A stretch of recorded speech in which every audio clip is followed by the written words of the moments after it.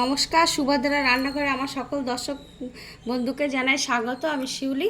আজকে আমি তোমাদের একটা টিফিন জলখাবারের রেসিপি দেখাবো, যেটা হচ্ছে ভেজিটেবল প্যানকেক।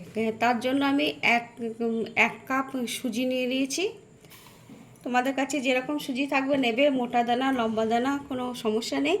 আর আমি একটা এই যে এই ওটস দেবো। হ্যাঁ, ওটসটা একটুখানি জাস্ট গুঁড়ো করে নেবো, এরকম গোটা দিলেও চলবে, আমি একটু গুঁড়ো করে নেবো, তাহলে পাউডারের মতন বেশ ভালো হবে আর একটু। আর এই যে 1 কাপ টক দই দিয়ে দিলাম। এগুলোকে আমি ভালো করে মিক্সড করে নেব। আমার ওটসটা গুঁড়ো করা হয়ে গেছে। এই যে এবার ওটস গুঁড়োটা আমি দিয়ে দিলাম এর মধ্যে। এবার দই ধোয়া জল বা কাপে জলটা দিয়ে দিচ্ছি। জল দিয়ে অল্প করে এটাকে আমি মেখে কিছুক্ষণ ভিজিয়ে রেখে দেব। আর একটু লবণ দিয়ে দিচ্ছি, তার মধ্যে স্বাদ মতো লবণ দিয়ে দিলাম। আর একটু অল্প করে চিনি দিয়ে দিচ্ছি, কয়েকটা চিনি দানা।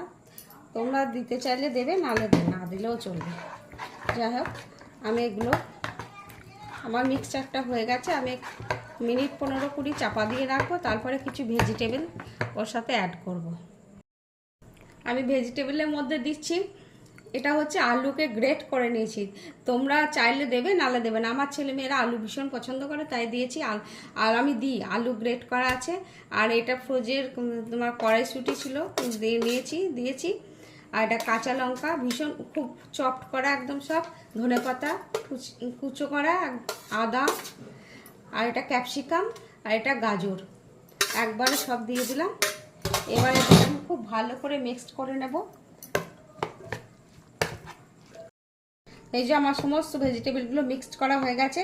এবার আমি আরও 10 মিনিট মতো চাপা দিয়ে রেখে দেবো, তারপর এটা বানাবো, তোমাদের তখন দেখাবো।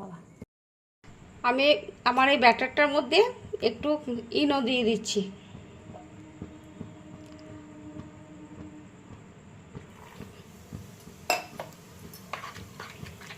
এবার এটাকে মিক্সড করে নিলাম ভালো করে।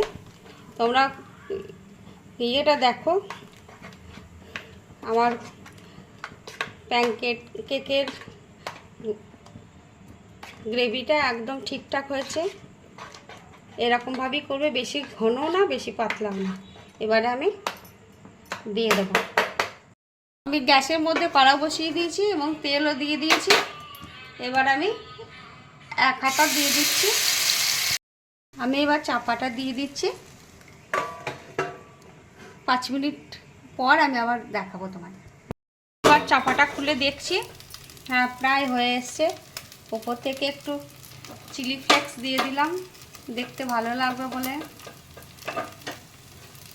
আর একটা আমি স্টিক দিয়ে দেখছি, হ্যাঁ হয়ে গেছে। এই দেখো, আমার মধ্যে একদম লাগেনি, একদম শুকনো হয়ে আছে, তার মানে এটা আমার হয়ে গেছে। এটাকে এবার আমি তুলে নিচ্ছি। এই যে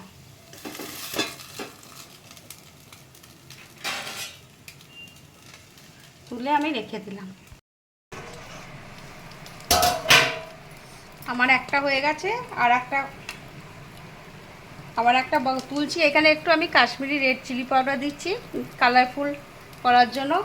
এমনিতে এটা কালারফুল হয়েছে, কারণ গাজর টাজর দেওয়া আছে, সবুজ সবুজ হয়ে আছে, সবুজ লাল কালার হয়েছে।